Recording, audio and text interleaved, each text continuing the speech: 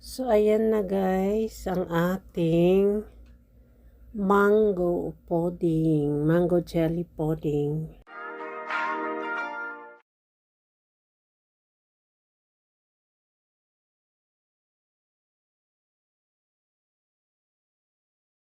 Hi guys, today gagawa ako ng mango gelatin pudding delights at ito magsusok ako ng 1 teaspoonful of gelatin. Ibababad ko sa 3 tablespoon ng cold water and leave it for 10 minutes.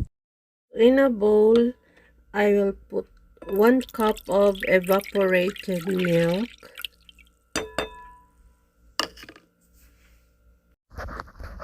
Then 1/4 cup of condensed milk.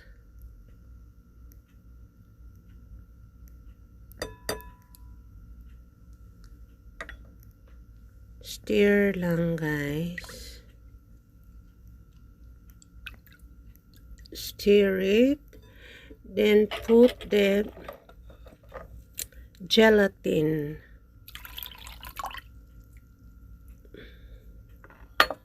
And mix together with vanilla, 1 tablespoon of vanilla.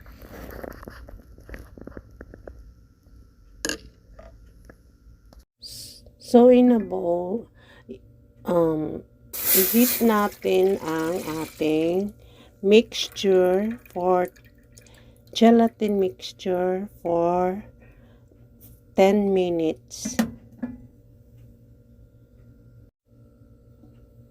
So, slow fire lang natin.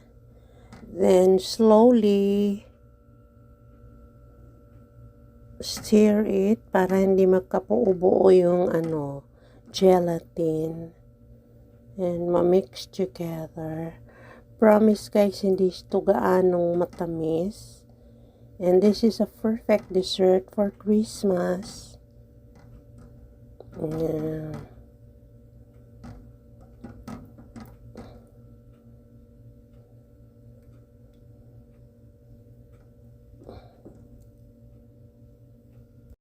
So, after 10 minutes, pa-cool off na muna natin para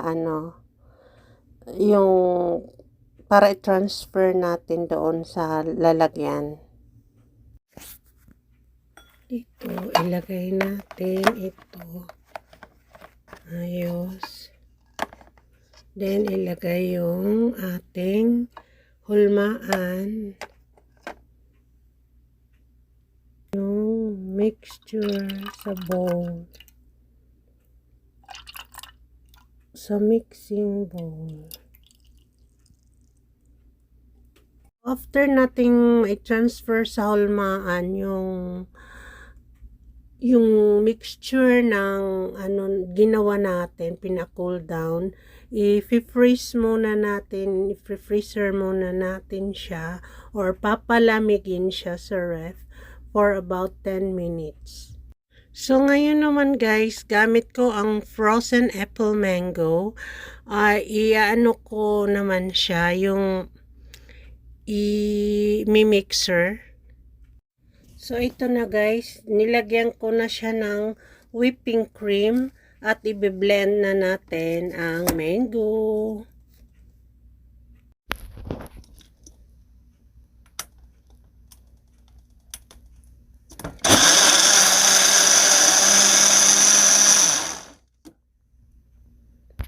So, ita-transfer pa rin natin guys dito para lutuin ang mixture. Yung mango mixture pala. So, kagaya ng una guys, kailangan din natin magbabad ng 1 teaspoon of gelatin and 3 tablespoon of cold water for about 10 minutes.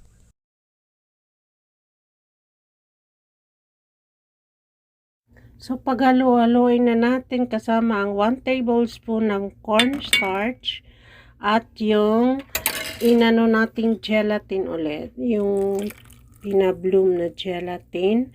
Halo-haloin natin and after 10 minutes ulit, guys. So, lagyan din natin ng 1 tablespoon of sugar.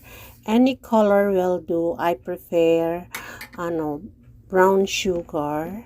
Or, yan. Just mix it until 10 minutes in a slow fire.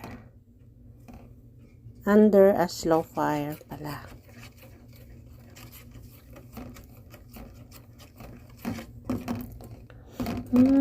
Bango-bango.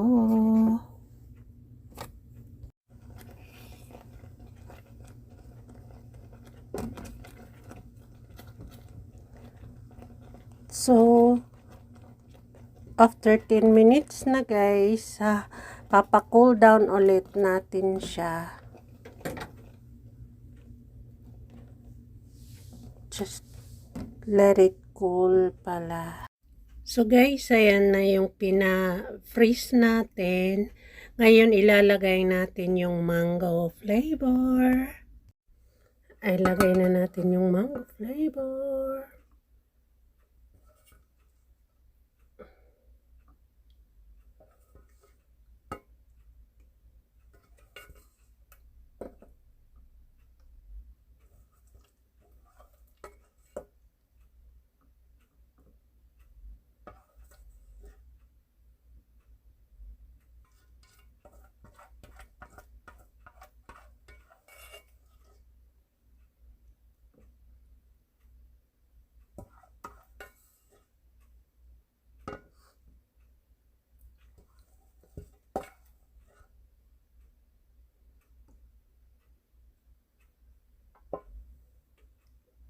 So, ayan na siya guys.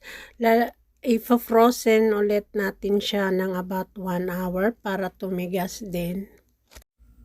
So, ayan guys, ilagyan na natin ng mango toppings.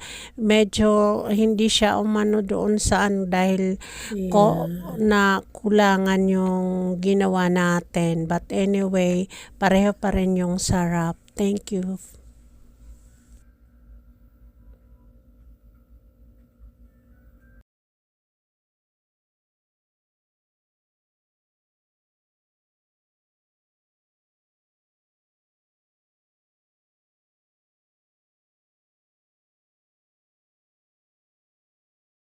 So, ayan na guys. Tikiman na. Oh. Oh. Anong say nyo guys? Let's eat. Ang sarap. Creamy. Thank you for watching.